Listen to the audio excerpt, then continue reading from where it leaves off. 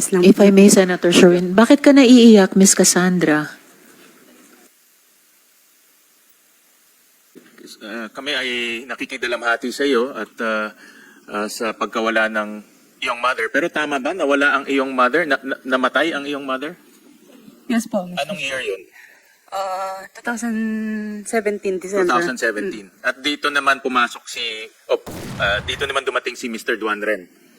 Doon mo siya nakilala.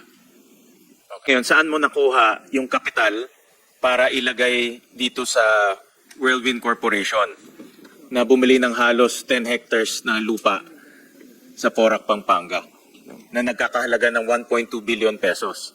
So kung ang portion mo is 58%, more or less, ang dapat mong ilinabas ay about 600 million pesos.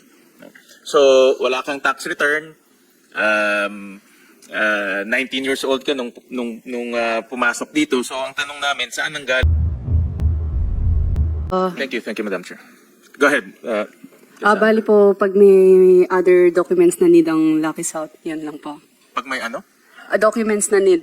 May ang Lucky kailangan South. silang dokumento. Opo, may Okay. papalakad po sila. May papalakad sila. Opo, Ano yung Mr. mga Chair. dokumento na linakad mo at that time, in 2019? Meron pong lono. Lono, Opo. ilinakad mo para sa Lucky South 99. At alam mo kung ano yung lono? Ano ibig sabihin ng lono? No objection po. Letter of no objection. Yes, So po. ibig sabihin pag binigay ito ng LGU, pwede na mag-operate yung Pogo sa lugar na yon, tama? Wala silang objection itong LGU. So pwede na silang mag-operate, correct? Opo yata. Opo yata. Mr. Anong Chair. LGU yung in-applyan mo? Porac po, Mr. Porac Chair. LGU. Yes po. Okay. At nakuha mo ba yung lono? Yes po, Mr. Chair. Okay. So naging effective ka sa pag-apply at pagkuha ng lono. Paano ka naging representative ng Lucky South 99?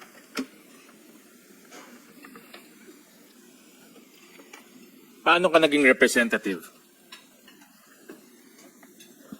Hindi ko po na maalala by that time po eh. Paano hindi mo maalala? No? Noong time na yun. At 19 years old in 2019, hindi naman malayo 2019, that's 5 years ago. Paano ka naging representative ng Lucky South at pinagkatiwalaan ka nila na ikaw ang mag-apply ng kanilang lono at nakuha mo? I think noong time na yun, hindi po talaga ako yung dapat na mag-a-apply ng lono. Hindi nga, paano ka naging representative? Yun ang tanong. Bali, nautusan lang po. Paano ka nautusan? Ginawa kang representative, di ba? Sino ang nag-appoint sa iyo as representative? Magbigay ka ng pangalan. Yung manager po, Anong pangalan? Charlotte. Last name? Hindi ko po sure yung last name na. Ang alam ko, Chinese name is Shelly. Spell mo. Hindi ko po sigurado yung spelling ng Chinese name niya. Siya ang nag-appoint sa iyo as representative ng itong si Charlotte or si Shelly ang nag-appoint sa iyo as representative ng Lucky South 99. Yes po, Mr. And Chair. gaano ka katagal sa Lucky South 99? Nagtrabaho. Nag-representative lang mang po ako, pero not totally nag-work for Lucky South po. So gaano Minsan- katagal ka naging representative ng Tuwing Lucky? kailangan lang naman po, Mr. Chair. Hanggang ngayon representative ka Nung huli po, nung para po sa pag-core po. sa PAGCOR. So Opo. from 2019 all the way to 2024, Nung, kung pumunta ka sa PAGCOR. basta po pag kailangan lang Kailan ka po. pumunta ng PAGCOR? Last year po, Mr. So Chair. 2023. Yes po. So almost 4 or 5 years. Representative ka ng Lucky South 99. Basta po pag may need po, Mr. Chair. Nag-apply ka ba sa Lucky South 99? Paano ka nakapasok doon sa Lucky South 99? Paano ka nakapasok sa Lucky South sa 99? By that time po, pinakilala lang po si Charlotte sa akin. So, yun po. Sino nagpakilala sa'yo kay Charlotte? 2019, hindi malayo yun, ha? Yes po, Mr. Chair. So, nagtrabaho ka dito, you're 19 years old. Malamang siguro first trabaho mo ito. At pinakilala ka, may nagpakilala sa'yo kay Charlotte. So, sino nagpakilala sa'yo? Sorry po, Mr. Chair, hindi ko na po matandaan. Bakit hindi mo matandaan? Kung sino nagpakilala sa'yo. Diba, may taong nagpakilala sa'yo kay Charlotte, diba? Yes So, po. sino itong taong to na nagpakilala sa'yo? Hindi ko na po siya matandaan kung Ano, ano, hindi mo ulit yung matandaan? name niya. Yung name niya po, hindi ko naman po matandaan. Lalaki ba siya, babae? Sa mga Lalaki po. simpleng tanong lang to. Lalaki po, Mr. Chair. Lalaki Pero siya. yung name, I'm not sure. Ako, hindi ako naniniwala na hindi mo alam. Naalala mo si Charlotte? Hindi mo naalala yung nagpakilala sa'yo kay Charlotte? Madam Chair, Senator Yes, go Sherwin. ahead. Senator De La Rosa. Yeah, I think, Madam Chair, our resource person is inventing her answers. It's quite clear to me that she's inventing her answers because napaka-basic na mga tanong yon. At bakit pa siya magtatanong doon sa kanyang lawyer sa likod for advice?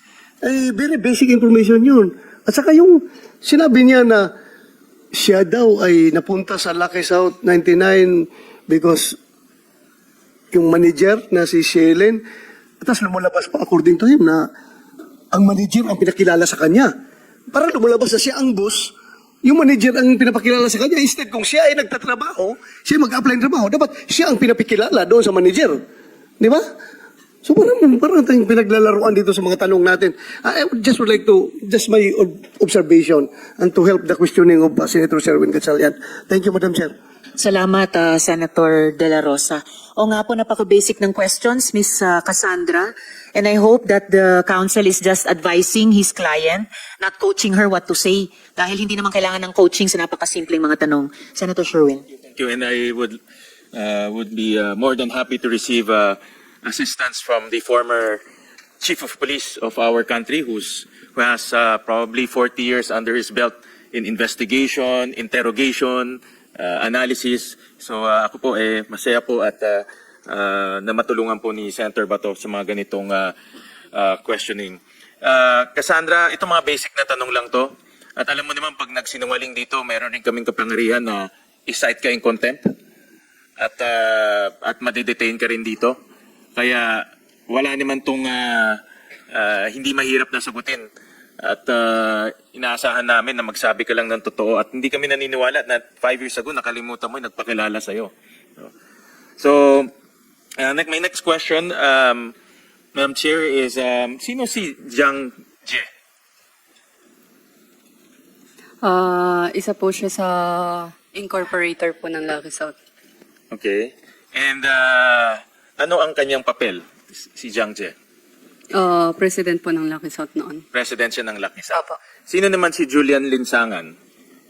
Parang bagong incorporator po ng Lucky South. Hindi ko po siya kilala. Hindi pa siya kilala. Opo. Nakausap mo ba siya? Nakita mo ba siya? Through video call one time lang po. Si Julian Linsangan. At Opo. ikaw ba ay nagkaroon ka ba ng interaction sa kanya? Wala ka. Nagka-video call lang po once. Kailan yun? More or less. Last year po. Last year. Mm. Kay Jiang Jie, na presidente ng kumpanya, ano yung kanyang responsibilidad bilang presidente ng kumpanya? Hindi ko po alam, Mr. Chair. Pero nagre-report ka sa kanya. Hindi po. Bali, pag ang Lucky South, may needed lang naman po. Tsaka ako nagtatrabaho. Representative ka, di ba? From 2019 to 2023. Yes po. Hindi po buong, pag may needed na papers, documents lang naman na need lakarin Oh, po. correct nga. Opo. Kanino ka kumukuha ng instruction? Meron pong assistant po. Ito ba si Charlotte? Sometimes sa opo. Kaya Jiang Jie, kumukuha ka ng instruction? Siya ang presidente ng kumpanya, ikaw ang representative. Pero hindi po sa kanya. Never ka kumuha ng instruction sa kanya. Kung hindi ako nagkakamali, parang never po. Never ka kumuha. Okay. Opo. My next tanong ko naman sa Whirlwind, no? Ito Opo. mas involved ka sa Whirlwind, tama? Yes po, Mr. Chair. Okay. Ano ang papel mo sa Whirlwind? Corporate Secretary po, Mr. Chair. At isa lang?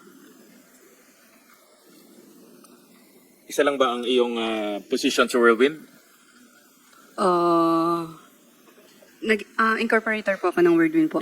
Shareholder ka rin ng Whirlwind, di ba? Opo. 58% ang 58% po. pagmamayari mo. At nakita rin namin sa, nalabas nga yung GIS, sa latest GIS, ikaw ay treasurer ng Whirlwind. Sa dalawa position mo, concurrent ka sa corporate secretary at treasurer. Opo. Tama? Okay. Huwag ka magsinungaling dahil mayroon kaming records. Ano ang responsibilidad ng corporate secretary?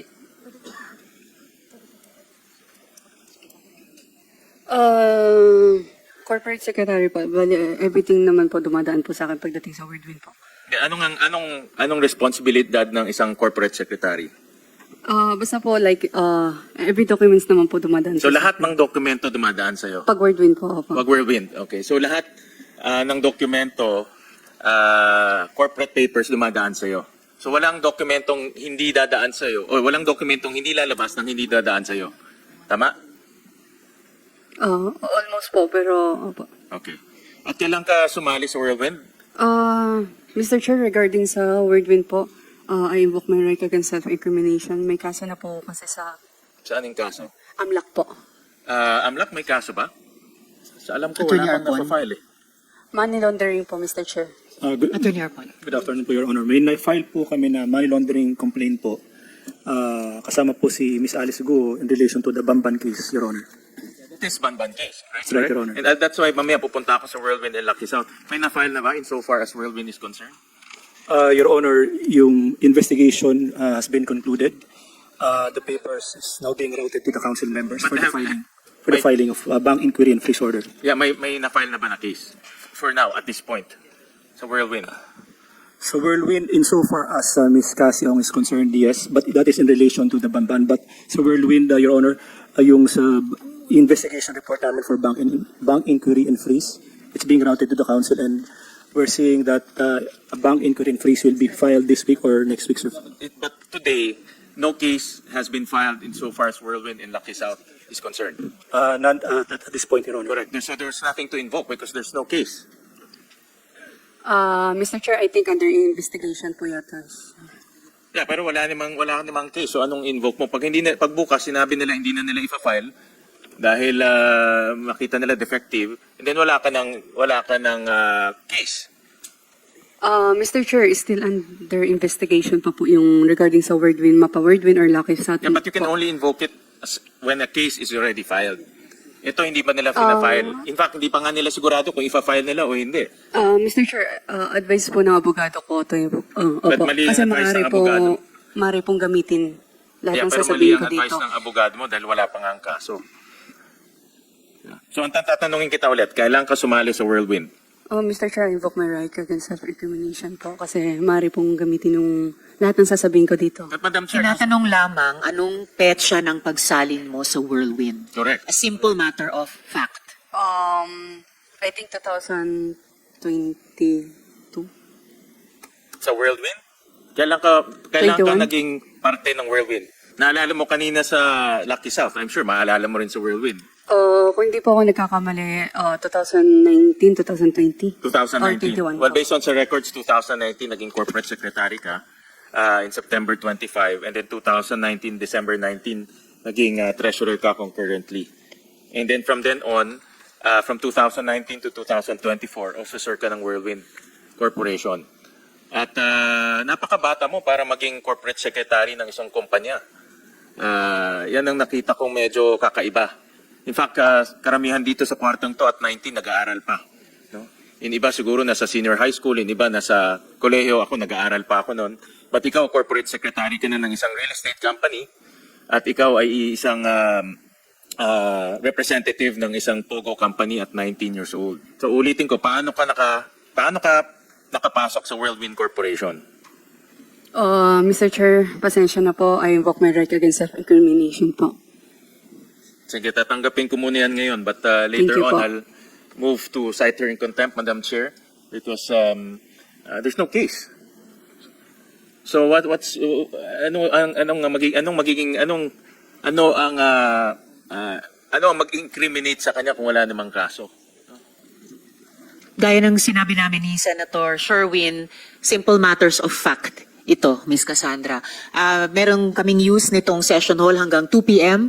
So may 45 minutes pa po kayong sagutin yung questions of fact. na napakadali namang ma-research namin and we are just naghahanap ng good faith mula po sa inyo ni Go Huaping, ni Miss Sheila bago matapos itong buong mga hearings namin. So, Senator Sherwin. Thank you. At the proper time, Madam Chair, I'll make a motion depending on kung ano yung mga sagot ni Miss Cassandra. So Miss Cassandra, paano mo na ilabas yung capital para sa korporasyon mo? 19 years old ka, nagtanong rin kami sa BIR, wala kang tax return na i-file ever since. Meron ka bang na-file na tax return? Mr. Chair, I invoke my right against This is only file. self-incrimination po. Tanong lang man, simple lang. May na-file ka bang tax return? Meron po kasi money laundering na rin final sa akin. 87 counts po.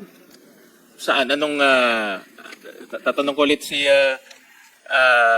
attorney, is this is this case connected to Whirlwind Corporation? Attorney Arpon. No. Yung na-file na case raw na na-mention niya kanina, money laundering case. 87 counts, I heard. Sir, it has nothing to do with the Porac Bamban Correct. Porac case. Correct. Walang connection to sa Porac Pogo Hub. Malayong malayo. Yes po, Mr. Chair. Pero maaari po siyang gamitin sa akin in the future for Wordwin and other company po. Baka nga magbago isip ng AMLAC at hindi ka na file ng kaso. Can I consult my lawyer first? It's a question of fact. Yun lang naman. Nag-file ka na ba ng income tax return mo? Ever? Mr. Chair, I think meron din po akong tax investigation right now po. Tax audit investigation po.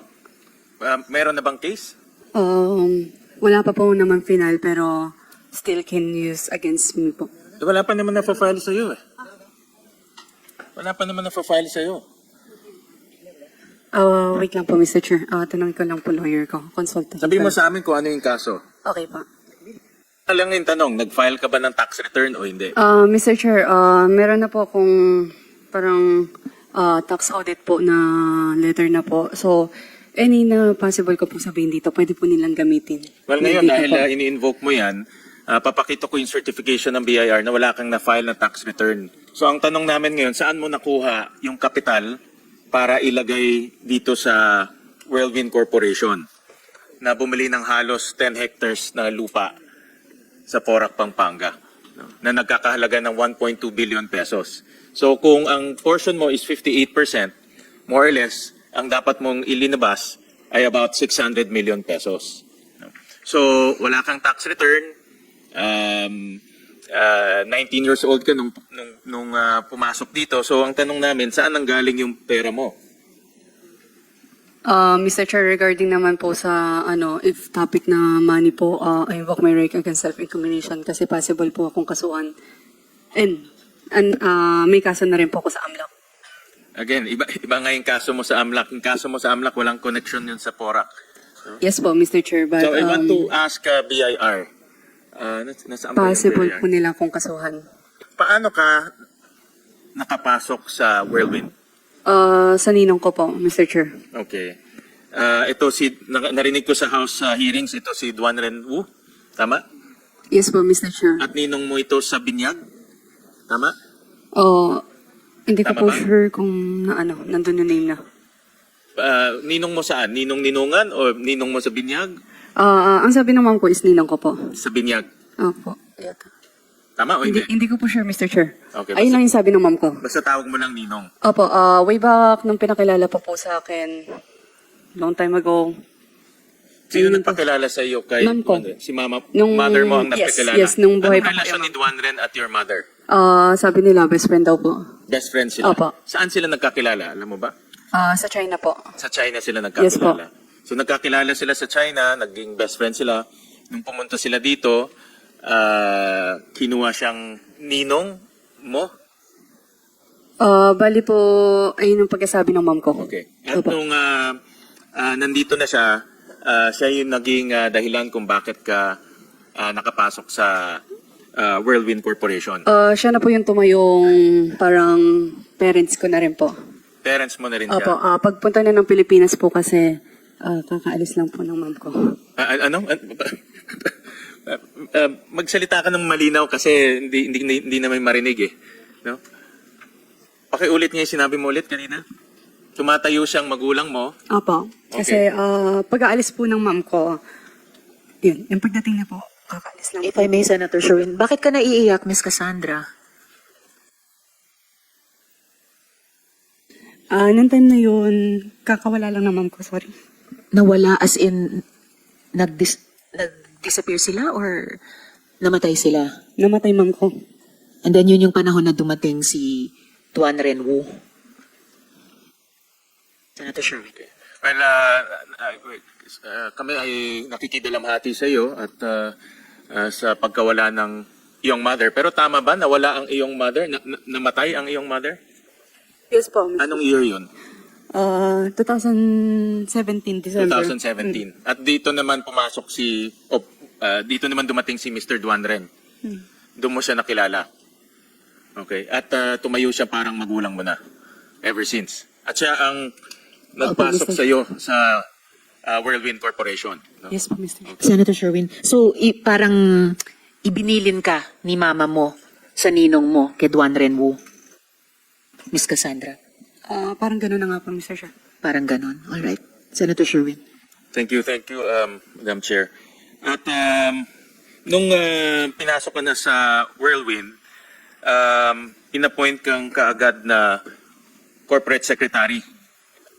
Tama, Cassandra?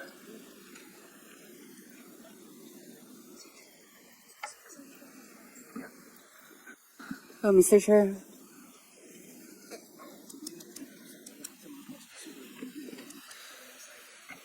Uminom ka mo ng tubig, Cassandra. Okay lang po. Inom ka ng tubig. Mr. Chair, if regarding sa Whirlwind or any company po, I invoke my right against self-incrimination.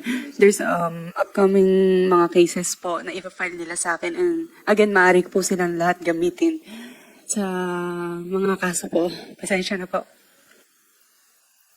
Again, ito ay factual pa lang. Binanggit mo naman kanina kung ano yung trabaho mo as secretary, trabaho mo as treasurer. Gusto lang naman namin malaman detalye nitong mga trabahong to. So wala naman kaibahan. No? Wala pa naman kakaiba sa ginagawa mo noon at nung nasa Whirlwind Corporation ka. As treasurer, ano ang trabaho mo as treasurer? Kasi dual role ka eh. So basa ko dito, talagang pinagkakatiwalaan ka ni Mr. Duanren. No? Mr. Chair, regarding naman po sa treasurer, I'm sorry po ulit. I invoke my right Anong against... trabaho mo lang as treasurer? Kasi po, there's a money laundering case file. Hindi man po sa Whirlwind, pero meron pong case na final po ang money laundering. So I think lahat po ng money na nasa... Again, wala pang case ha. Let's put that on record. Wala pang But case. they filed case against me. No, but po. that again, it's not connected to PORAC. Walang kinalaman sa PORAC, walang kinalaman sa Whirlwind at Lucky South. Lahat ng final na case sa'yo related to Bamban. Yes po, Mr. Chair. But I think they have upcoming case na ipa-file po sa akin. Nagbibuild na po yata sila ng case para i-file po sa akin. Yep. Ang tanong But lang naman, simple maaari- lang, anong trabaho mo as treasurer? Yun lang naman ang tanong. Hindi naman namin Can I consult my lawyer? Go ahead. Thank you. Mr. Chair, I invoke my right against self-incrimination. May papakita din po akong letter. Well, Madam Chair, for me, unacceptable yung invoking of the right because wala naman siyang kaso. Again, no, itong mga hearings na ito pwedeng mangyari, wala ka ring kasong ifa-file sa'yo. Kaya unacceptable para sa akin to invoke her right. Hindi tama na ginagamit yan na kung ayaw mo lang sumagot o feel mo lang na hindi ka dapat sumagot. Hindi legal remedy yan.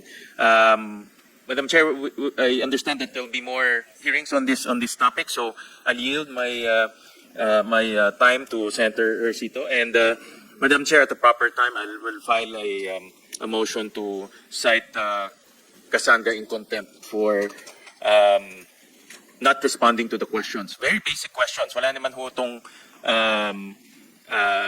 hindi naman po malalim at hindi naman komplikado yung question. Very factual lang po yung mga question. And at the proper time.